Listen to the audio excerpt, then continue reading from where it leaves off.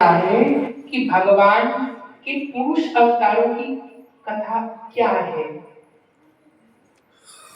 चौथा प्रश्न है तो पुरुष अवतार मतलब सुप्रीम पर्सन कौन है। ऋषियों ने यही पूछा कि आदि पुरुष कौन है। परमात्मा के भगवान के पुरुष अवतार परम पुरुष अवतार क्या है। भगवान का विराट पुरुष अवतार क्या है। वो अपनी शक्तियों के माध्यम से इस ब्रह्मांड की रचना, उनका पालन और उनका संहार करता है। भगवान के उन रूपों का आप वर्णन करें जो सृष्टि की प्रक्रिया के सबसे प्रकट कौन से अवतार, पुरुष अवतार भगवान का कौन सा है। तो सूत जी ने कितने स्पष्ट रूप से बताया कि भगवान श्री कृष्ण स्वयं को 3 पुरुष अवतारों में विस्तृत करते हैं ताकि भौतिक जगत का निर्माण हो सके। भौतिक गॉड की परिभाषा क्या है। जनरेटर, कोऑपरेटर और डिस्ट्रॉयर। यही है गॉड। जी से जनरेटर, ओ से ऑपरेटर और डी से destroyer. Generator it means Brahma. क्या होगा जनरेटर यानी कोऑपरेटर पालन करता विष्णु और डिस्ट्रॉयर भगवान शिव। तो एक ही अवस्था है और है एक ही। जैसे माँ ही घर में भोजन बनाने के लिए भोजन पहले बनाती है। तो जब वो भोजन बनाने वाली होती है तब वो ब्रह्मा होती है। जब भोजन खिलाने वाली होती है तब वो विष्णु होती है। और जब भोजन खा के हो गए, जब सफाई करने वाली होती है बर्तनों की, तब वही रुद्र होती है। तो जितने सकरे बर्तन है उन्हें अमनिया करने का काम भी तो फिर माँ ही करती है, चौका शुद्ध करती है। तो चौका को बनाने से पहले साफ करना, फिर बनाना, फिर बनाने के बाद साफ करना। तो एक ही व्यक्ति के ये 3 काम है। ऐसे परमात्मा के भी ये 3 काम है। वही एक ही परमात्मा कई रूपों में विभक्त होता है। ये बात बहुत गहरा ये शास्त्र है। बहुत ऐसे जल्दी में बताने योग्य नहीं, इसलिए इसकी पूरी रूपरेखा को समझना होगा कि 6 प्रश्न पर ये भागवत आधारित है। फिर इससे आगे का प्रश्न बढ़ता है। तो परम पुरुष के रूप में ये बात हुआ। तो पहला है कारणोदक शाही विष्णु। पहला पुरुष क्या है भगवान का, कारणोदक शाही विष्णु। कारण समुद्र में भगवान सोते हैं। हर चीज के 3 स्वरूप है, स्थूल, सूक्ष्म और कारण। तो कारण स्वरूप यानी कारण सागर में तो कारणोदक शाही विष्णु, जिसे हम महाविष्णु कहते हैं। भगवान सबसे पहले महातत्व भौतिक ऊर्जा की सृष्टि करते हैं। ऊर्जा की सृष्टि, ऊर्जा दिखती नहीं है पर होती है। आप कहेंगे कि ये तार में बिजली दिख तो नहीं रही, मैं कैसे मानूं बिजली। तो जाके छू बिजली दिखेगी तो नहीं दिखती है। पर वो बिजली को जब किसी उपकरण के माध्यम से जोड़ दिया जाता है तो वही बिजली पंखा से जुड़ गई तो हवा दे रही है, वही बिजली जब लाइट से जुड़ गई तो प्रकाश दे रही है। तब हम ओ देखो बिजली आ गई, बिजली चलेगी। तो बिजली इन उपकरणों के माध्यम से दिख रही है। वो उपकरण भी सगुण रूप हो गए, मगर जब वो उपकरण से जुड़ी नहीं होती तो क्या बिजली नहीं होती, तो भी होती है, मगर वो तार में संचालित होती है, कारण रूप से होती है। पर है तो उसी प्रकार भगवान में सब जगह व्याप्त है कारण रूप से। जैसे बिजली को हम अनुभव करते हैं, उपकरणों के माध्यम से देखते हैं, पंखा से देखते हैं कि हवा आ रही है, लाइट से देखते हैं कि प्रकाश आ रही है, वैसे ही परमात्मा का रूप अवतारों में हम देखते हैं। पर उन अवतारों से पहले भी भगवान का क्या स्वरूप होता है, कारण स्वरूप होता है भगवान का। उसी कारण स्वरूप की चर्चा यहाँ की जा रही है कि परमात्मा जो है वो देखने की विषय नहीं है, अनुभव का विषय है। महाविष्णु के रूप में भौतिक ऊर्जा की सृष्टि के रूप में रहते हैं। कारण समुद्र में वो शयन करते हैं और उनके शरीर के रोम कूपों में अनेक अनेक ब्रह्मांड समाये होते हैं। अनगिनत ब्रह्मांड होते हैं। जब वे श्वास बाहर निकालते हैं वो कारण विष्णु, तो अनेक ब्रह्मांड उनके सामने आ जाते हैं, और जब श्वास अंदर लेते हैं तो अनेक ब्रह्मांड अंदर चले जाते हैं। उसमें कितने प्रलय, और इस अनेक ब्रह्मांड के आने और निकलने में कितनी सृष्टियां हो जाती हैं। जब विश्वास छोड़ते हैं तो ब्रह्मांड उत्पन्न होते हैं, और भीतर खींचते हैं तो उसमें विलीन हो जाते हैं। ये है पहले कारणोदकशायी विष्णु, परम पुरुष के लिए उन्होंने कहा। फिर दूसरे विष्णु है गर्भोदकशायी विष्णु। महाविष्णु द्वारा निर्मित प्रत्येक अलग अलग ब्रह्मांड के भीतर भगवान स्वयं प्रवेश करते हैं। पहले कारणोदक विष्णु जो परम सुप्रीम ऊर्जा पावर, तो उनसे जब भगवान ने श्वास लिया तो अनेक ब्रह्मांड थे। फिर उन अनेक ब्रह्मांडों में भगवान गर्भोदकशायी है, स्वयं उस ब्रह्मांड बनाए भी और ब्रह्मांड बने भी, उन ब्रह्मांड में प्रवेश की थी। तो प्रत्येक ब्रह्मांड में एक एक पृथ्वी, एक एक ग्रह, और उसमें स्वयं भगवान ब्रह्मा विष्णु महेश बने, इसलिए गर्भोदकशायी विष्णु कहा गया।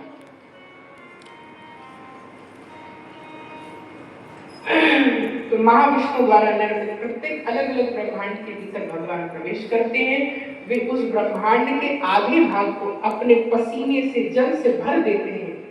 स्वयं वो जब उनके श्वास से ब्रह्मांड निकलते हैं तो उस श्वास से निकले हुए ब्रह्मांड में अपने पसीने से आधे ब्रह्मांड को भर देते हैं, वही समुद्र होगा, और फिर उसी समुद्र में स्वयं शेषनाग के ऊपर शयन करते हैं जल बना करके। तो वो है गर्भोदकशायी विष्णु। इन्हीं के नाम ही से ब्रह्मा जी की उत्पत्ति होती, इसी गर्भोदकशायी विष्णु से ब्रह्मा जी की उत्पत्ति होती है, और उन्हीं से ब्रह्मांड में ग्रहों और जीवों की रचना होती है। इस विष्णु से, गर्भोदकशायी विष्णु से। ये गर्भोदकशायी विष्णु कौन बने? हाँ, महाविष्णु से विष्णु बने।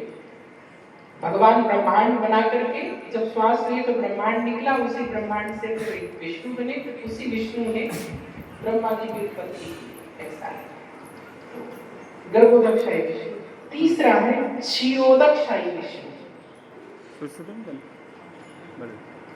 यह भगवान का वह रूप है जो प्रत्येक जीव के हृदय में होता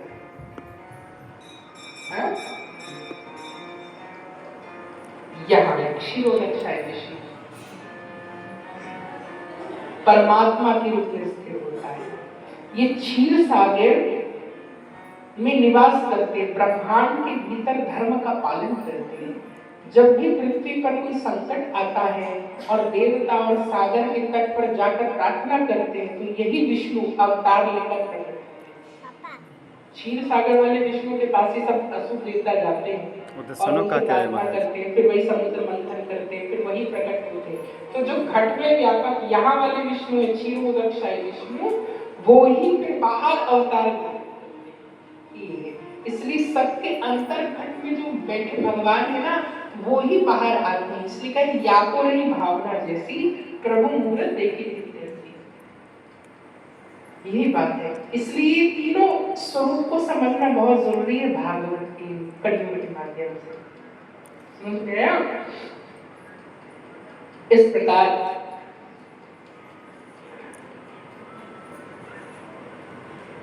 भागवत इस जगत को बनाने के बाद, भगवान इस जगत को बनाने के बाद इससे अलग नहीं हो जाते। भगवान इस जगत को बनाने के बाद जगत बनाते भी हैं और जगत बनते भी हैं, इसके कण कण में समा जाते हैं।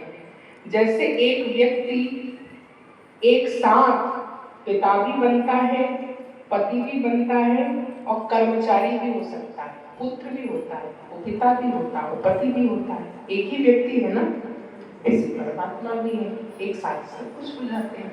यही है। अब इनका पांचवा प्रश्न हुआ, भगवान के विभिन्न अवतारों की कथा क्या है?